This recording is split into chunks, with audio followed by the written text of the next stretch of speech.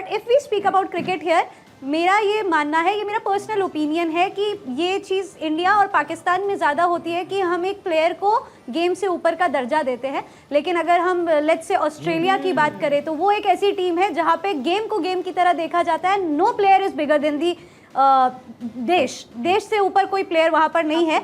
मेरे को नहीं लगता वहाँ पे इस तरह की कोई बात होती होगी कि ये स्टार प्लेयर है तो भले ये फॉर्म में नहीं है, इसको ड्रॉप नहीं किया जा सकता। इस वजह से वो एक अलग लेवल पर फिलहाल खेल रहे हैं। प्रवीण भाई, एक तो ये केएल राहुल और ऋषभ पंत वाली चर्चा हमने की कि ऋषभ पंत की जगह बनती ही बनती है और बड़े मैचेस के लिए। बिल्कुल। क्या वरुण चक्रवर्ती की भी जगह बनती है कुलदीप यादव की जगह? रोहित शर्मा खुद पिच कर रहे थे कि मिस्ट्री बॉलर हैं, कुछ छिपा के रख रहे हैं, ऐसा कुछ है क्या? नहीं, मुझे नहीं लगता ऐसा कुछ होगा। क्योंकि कुलदीप भी एक तरीके से, जैसे आपने बोला मिस्ट्री, वो भी मिस्ट्री बॉलर ही है। तो ये इन तीनों के साथ ही जाएगा, अक्षर, जड्डू और कुलदीप। और रही बात ऋषभ पंत की, तो ऋषभ पंत मेरे ख्याल में खेलेगा, वो खेलना भी चाहिए। वही बातें कर रहे हैं हम लोग कि अगर वो उसे लेके क्यों गए, फिर उसे यही रहने देते।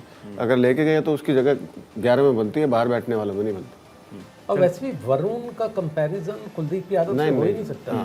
Varun is a very very ordinary bowler, Kuldeep है मिस्ट्री बॉलर। वरुण तो इसलिए आप थोड़ा सा तरजीह दे रहे हैं उनको क्योंकि ऑब्वियसली रिसेंट टाइम्स में थोड़ा सा सर वो 20 ओवर के लिए ठीक है। हाँ, वो मुझे नहीं लगता कि ये कोई रोहित ऐसा सोचेंगे या कोच भी ऐसा सोचेंगे।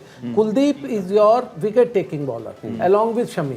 बाकी सबको तो चिप इन करना है, रन रोकने हैं आपको, लेकिन विकेट लेनी है तो इन्हीं की तरफ देखना पड़ेगा। और आप टॉस की भी बात कर रहे थे, अगर टॉस जीत के वहाँ पे कोई नहीं चाहेगा कि पहले बॉलिंग आए। एग्जैक्टली, सब चाहेंगे पहले बैटिंग में। और शाम का वक्त तो वहाँ पे थोड़ी सी हवा भी चलती है, जैसे आजकल यहाँ भी ठंडी चल रही है, वहाँ भी ठंडी हवा है, तो फास्ट बॉलर को भी मदद हो सकती है। और ड्यू है नहीं, बिल्कुल ड्यू है नहीं। अभी तक जो मैचेस दिखे हैं ना, ड्यू पाकिस्तान में दिख रही है ना दुबई में दिख रही है। तो अगर ड्यू फैक्टर है तब तो आप सोचोगे शायद बाद में उनसे बॉल ग्रिप ना हो, हम बैटिंग करें थोड़ा। अदरवाइज तो आप सोच ही नहीं सकते ऐसे हाई प्रेशर गेम में आपको पहले रन लगाने, बोर्ड पे 300 प्लस दिखाइए, वो वैसे ही प्रेशर में खत्म हो जाएगी। ठीक है, ये तो फेवरेबल कंडीशंस हो गई। देखिए प्रवीण जी, लेट्स से हम लोग टॉस नहीं जीतते हैं, लेट्स से हमें पहले बैटिंग नहीं मिलती है, तो फिर क्या स्ट्रैटेजी होनी चाहिए? स्ट्रैटेजी कुछ नहीं होती कि स्ट्रैटेजी ये होती है जो शुरू के 10 ओवर है उसमें 2 आउट करने होते हैं।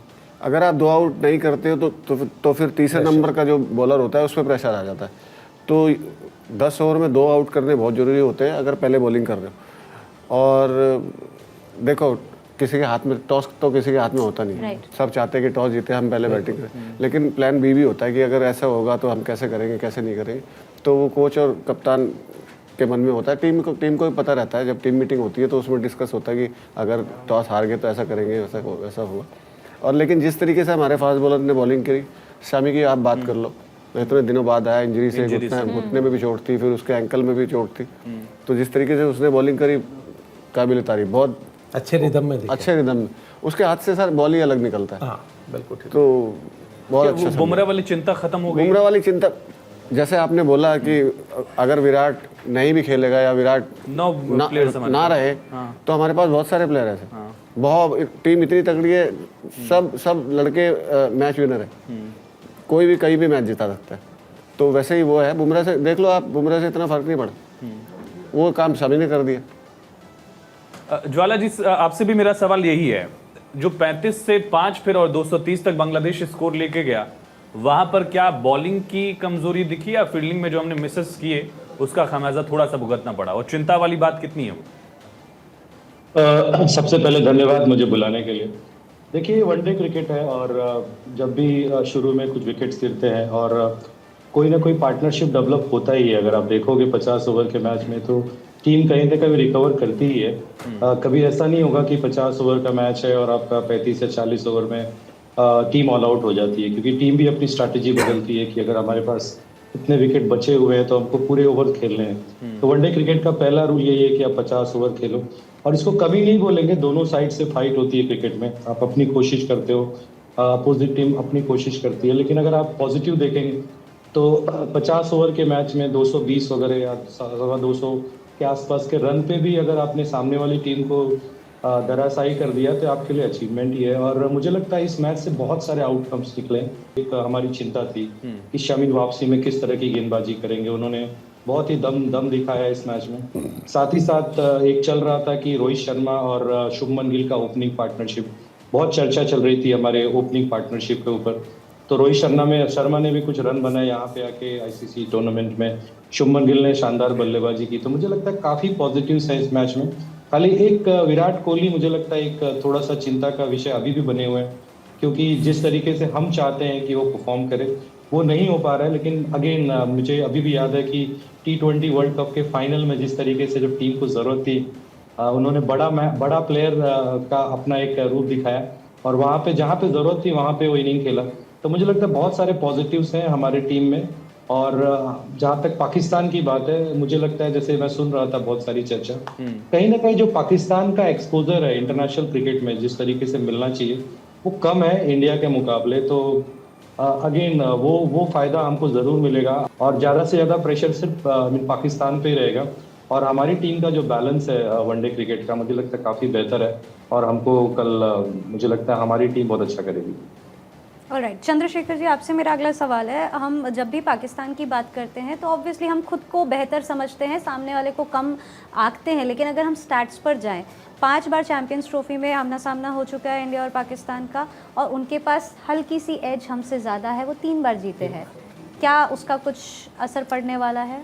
देखिए, साइकोलॉजिकल ये सब बैटल्स होती है आपकी। जब आप बात करते हैं लगता है लास्ट मैच हम हारे हुए हैं, किस तरह से अप्रोच करेंगे। लेकिन एक चीज़ बहुत इंपॉर्टेंट है कि इंडिया जितना क्रिकेट खेल रहा है और इंडिया जिस तरह से एक्सपोजर दे रहा है प्लेयर को, उसी की वजह से तो आज हम सब बात कर रहे हैं कि विराट ना चले, रोहित ना चले, बुमराह नहीं है तो हमारी टीम वैसी की वैसी सेट है। That is the reason. हमारा जो डोमेस्टिक स्ट्रक्चर है, आप देखिए कितना कमाल का। कल ही तो आपने न्यूज़ पढ़ी होगी, मुंबई को हरा दिया, कल आपने केरला ने गुजरात को हरा दिया। और कैसे फंसे हुए मैचेस, लास्ट में पता चला 2 रन के मैच निकाल गए।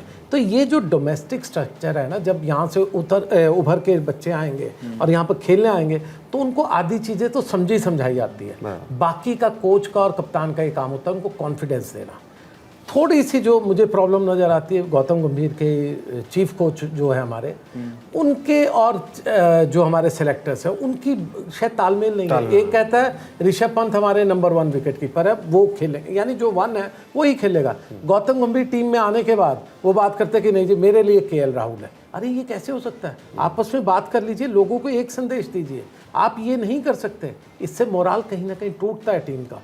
और सबसे बड़ी चीज़ एज ए विकेट कीपर मेरा हमेशा बिलीफ है कि T20 है तो कुछ भी कीजिए, आप किसी भी को भी गधे को घोड़ा बनाइए, घड़े को कुछ भी कीजिए, लेकिन 50 over is a strategic game. आपको कहाँ रन पेसअप करने हैं, कहाँ स्लो करना है, कहाँ विकेटें बचानी है। बांग्लादेश ने वही किया, 5 विकेटें गिरी, एंकर्स गिरा दिए और पूरी तरह से 200 बनाने चल पड़े। 200 के बाद फिर सोचा कितना रन और आगे पहुंच सकते हैं। तो इन चीज़ों को ध्यान देना होगा।